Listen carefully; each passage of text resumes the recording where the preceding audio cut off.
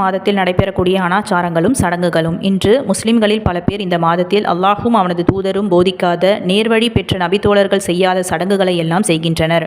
இந்த 10வது நாளை துக்க நாளாக அனுஷ்டிக்கின்றனர். உசைன் ரலியல்லாஹு அன்ஹு அவர்கள் கொலை செய்யப்பட்டதை நினைவு கூறும் விதமாக அந்நாளில் பல நூதன சம்பிரதாயங்கள் கடைபிடிக்கப்படுகின்றனர். இப்படி செய்வதற்கு இஸ்லாமிய மார்க்கத்தில் எந்தவித ஆதாரமும் இல்லை. இந்த செயல்கள் மாற்று மத சடங்குகளுக்கு ஒப்பானவை என்பதால் இது பெரிய குற்ற செயல்களாகவே மார்க்கத்தில் கருதப்படும். துக்க நாள் கடைபிடிப்பதற்கு இஸ்லாமிய மார்க்கத்தில் அறவே அனுமதி இல்லை. பிறந்த நாள் இறந்த நாள் கடைபிடிப்பது பிற மத மக்களின் கலாச்சாரம் ஆகும். முஸ்லிம்கள் கண்டிப்பாக இவற்றை செய்யக்கூடாது. நபி ஸல்லல்லாஹு அலைஹி வஸல்லம் அவர்கள் கூறினார்கள், யார் பிற மத மக்களை போன்று செயல்படுகின்றாரோ அவர் அவர்களை சார்ந்தவரே.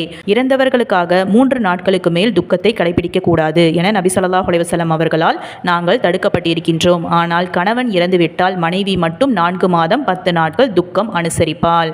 புகாரி 313வது ஹதீஸாக பதிவு செய்யப்பட்டிருக்கு.